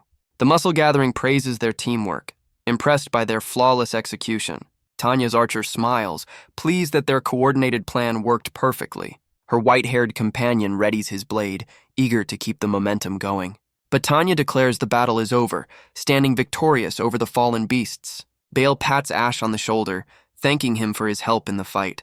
The Marquis, Roy Orlano, approaches the group, asking for their names. Ash and Ulka introduce themselves to the legendary knight. He compliments their movements, promising to remember their names. With a final nod, the strongest knight in the kingdom turns and walks away. Bale smiles, noting that the Marquis seems to have taken a liking to them. Bale explains that the Marquis judges people fairly, regardless of their class or birth. She smiles, confident that bringing Ash and Ulka along was the right decision. With renewed purpose, she rallies the group to head for the 17th floor. Ash and Ulka agree, excited to be venturing into uncharted territory. But Tanya approaches them with a serious look, reminding them to stay sharp. She warns that the monsters on this next level are in a league of their own. The expedition soon arrives on the 17th floor, a bleak and misty swamp. Tanya points out the bottomless bog, telling everyone to watch their step. Ulka moves cautiously along the edge of the murky, bubbling water. Ash looks on with concern, thinking the scholars should have stayed behind for their own safety. But their caution is shattered as a massive reptilian monster erupts from the murky depths. Ash immediately recognizes it as one of the 17th floor monsters. He wastes no time, bringing his magic sword down in a powerful strike. But the blade grinds to a halt against the creature's tough scales. Ash is stunned, realizing his sword can't even scratch its hide. The creature is a lizardman, and it roars in defiance. Tanya explains that their scales are as hard as steel.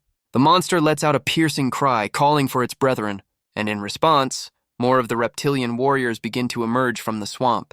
Ash realizes with a grim expression that it's calling for reinforcements. Bale quickly orders her magic archers to take their positions.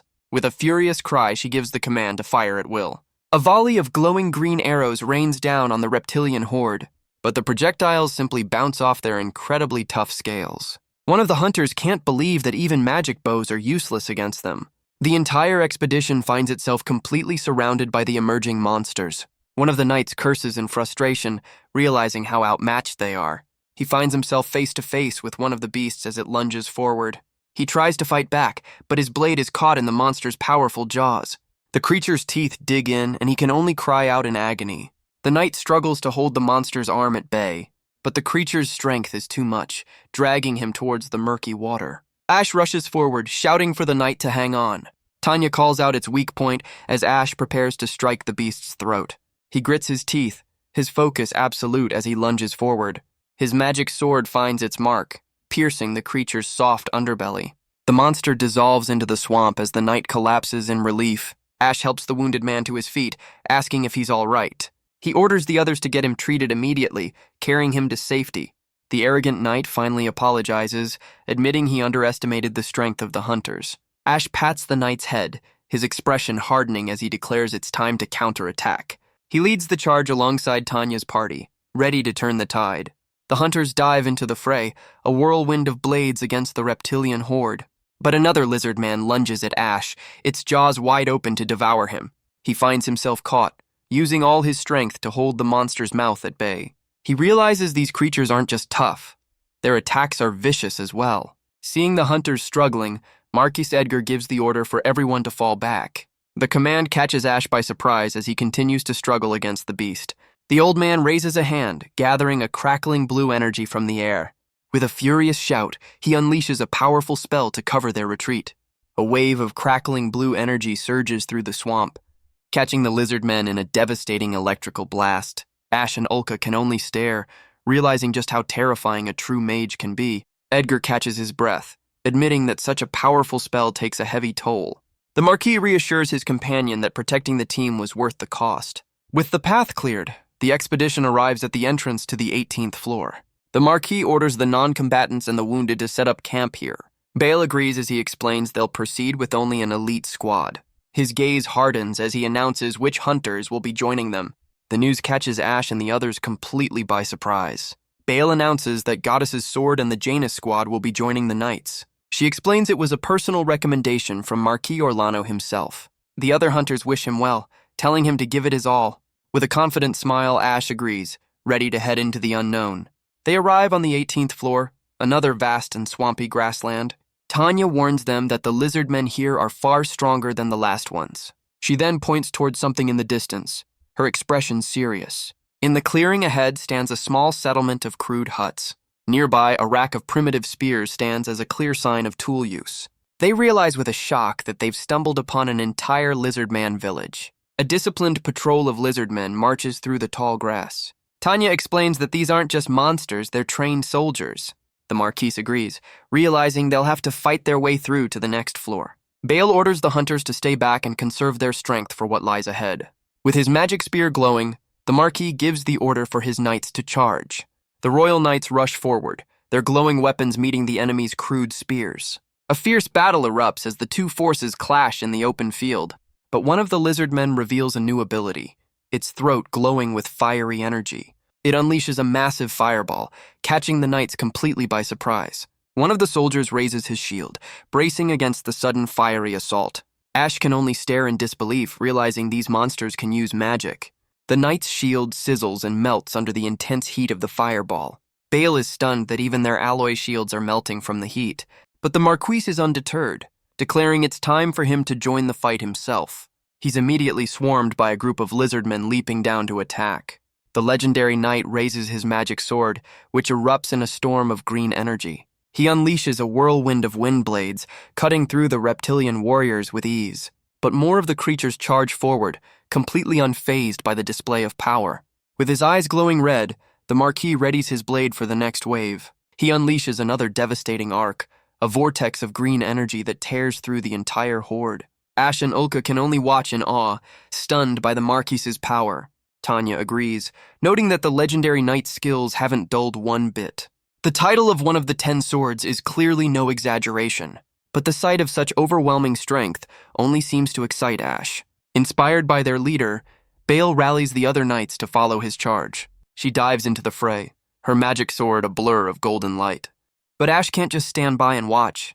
As he leaps into the battle, ignoring the order to stay back, Bale immediately scolds him, reminding him that he was told to stay put.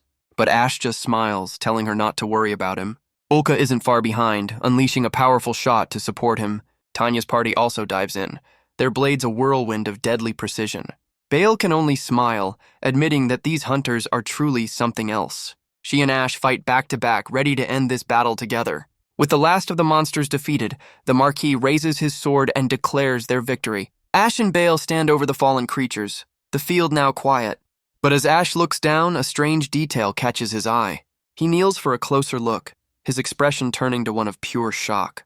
With the area secured, the expedition cautiously enters the Lizardmen settlement. Inside, they find crude beds woven from grass, a clear sign of a developing culture. They even find a crude workshop for crafting weapons. Marquis Edgar is thrilled by the discovery, noting their high intelligence.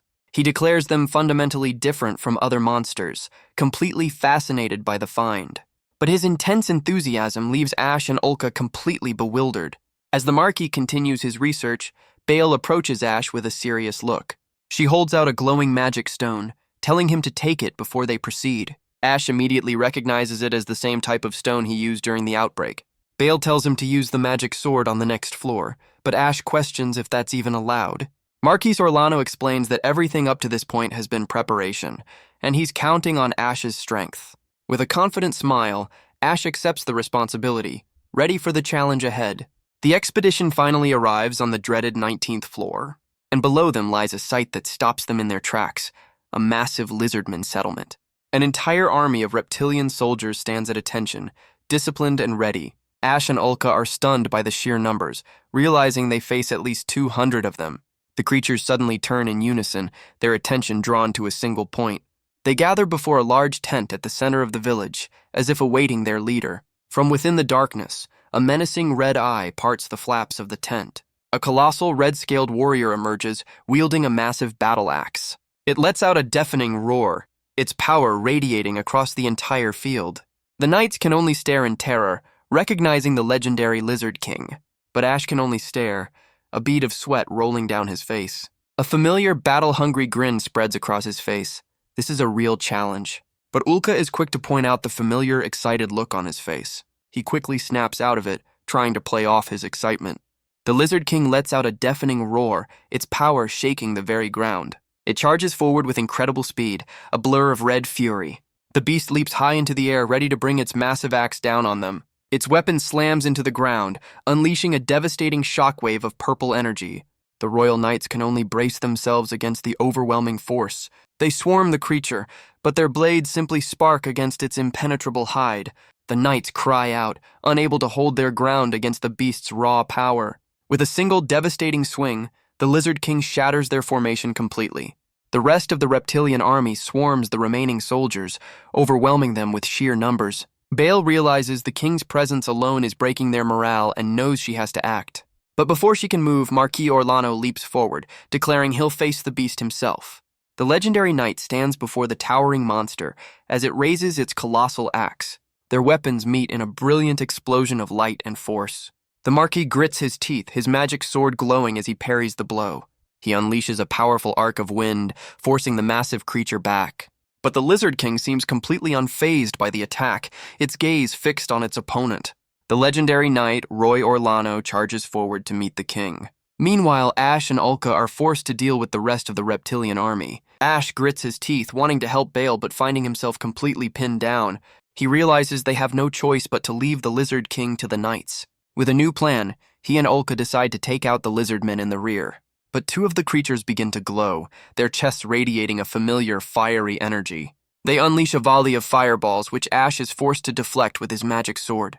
He follows up with a powerful swing of his own, cutting a path through the horde. But his advance is suddenly halted by a new, more imposing Lizardman warrior. The creature lets out a furious roar, unleashing a massive fireball directly at him. Ash counters the grab, twisting the creature's arm with all his might. He's immediately engulfed by the blast, bracing against the inferno with his sword. But he pushes through the flames and delivers a punishing kick to the monster's chest. With his eyes glowing red, he raises his magic sword high, unleashing a devastating arc of blue energy that cuts the next one down. But for everyone he defeats, a dozen more rise to take its place. He realizes with a grim expression that their numbers are seemingly endless. The sheer scale of the horde leaves him completely overwhelmed, wondering how they can possibly win.